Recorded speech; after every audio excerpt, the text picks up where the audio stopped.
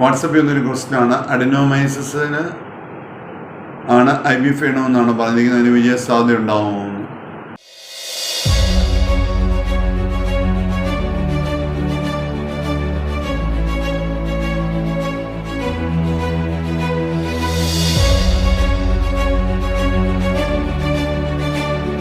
അഡിനോമൈസ് എന്ന് പറഞ്ഞാൽ ഗർഭാധാന ആവരണത്തിന് കോശങ്ങൾ മസിലിനുള്ളിലൂടെ വ്യാപിക്കുന്നതാണ്. ഗർഭാധാന ആവരണത്തിന് കോശങ്ങൾ മസിലിനുള്ളിലൂടെ വ്യാപിക്കുമ്പോൾ അവിടെ നീർക്കെട്ട് വരും. ഇപ്പം നമ്മുടെ പറമ്പ് അപ്പുറത്തെ പറമ്പ് ഒരു അതിര് പോലെ. അപ്പം എനിക്ക് എൻ്റെ പറമ്പ് വിട്ട് അപ്പുറത്തെ പറമ്പിൽ പോയി യാതൊരു പണിയും ചെയ്യാൻ സാധിക്കത്തില്ല. എൻ്റെ അതിർത്തിയല്ല. അപ്പം ശരീരത്തിലെ കോശങ്ങൾക്ക് വേറെ ഭാഗത്തോട്ട് വളരാൻ പറ്റത്തില്ല. അങ്ങനെ വളരുന്നതിനെയാണ് ക്യാൻസർ എന്ന് പറയുന്നത്. ക്യാൻസർ അല്ല, പക്ഷേ ക്യാൻസർ പോലെ ബിഹേവ് ചെയ്യുന്ന കോശങ്ങളാണ്. ഈ ഗർഭപാത്രത്തിന്റെ ആവരണത്തിന് കോശങ്ങൾ ഈ പടത്തിൽ കാണുന്ന പോലെ മസിലിലോട്ട് വ്യാപിക്കുമ്പം അവിടെ നീർക്കെട്ടുണ്ടാകുകയും ആ നീർക്കെട്ട് വരുമ്പോൾ അത് ഗർഭപാത്രത്തിന്റെ ആവരണത്തിന്റെ കോശങ്ങളുടെ പ്രവർത്തനത്തെ തടസ്സപ്പെടുത്തുകയും ചെയ്യും.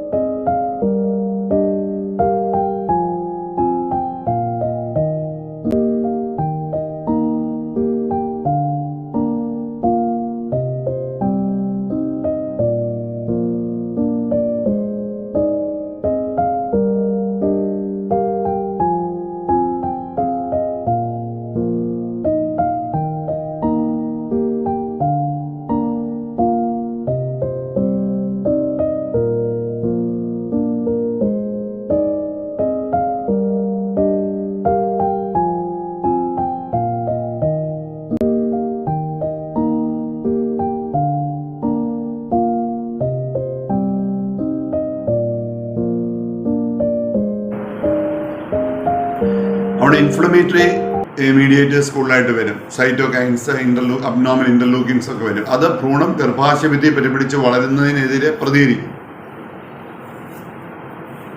അപ്പം അഡിനോമൈസ് ഉള്ളവരിൽ നോർമലി പ്രഗ്നൻസി കിട്ടുന്നില്ലെങ്കിൽ അവർ IVF പോകണം. അവിടെ നമ്മൾ അഡിനോമൈസസ് പറ്റി നമ്മൾ കൂടുതൽ ശ്രദ്ധിക്കണം. അതിന് മെഡിക്കൽ ട്രീറ്റ്മെന്റ് ഉണ്ട്, സർജിക്കൽ ട്രീറ്റ്മെന്റ് ഉണ്ട്.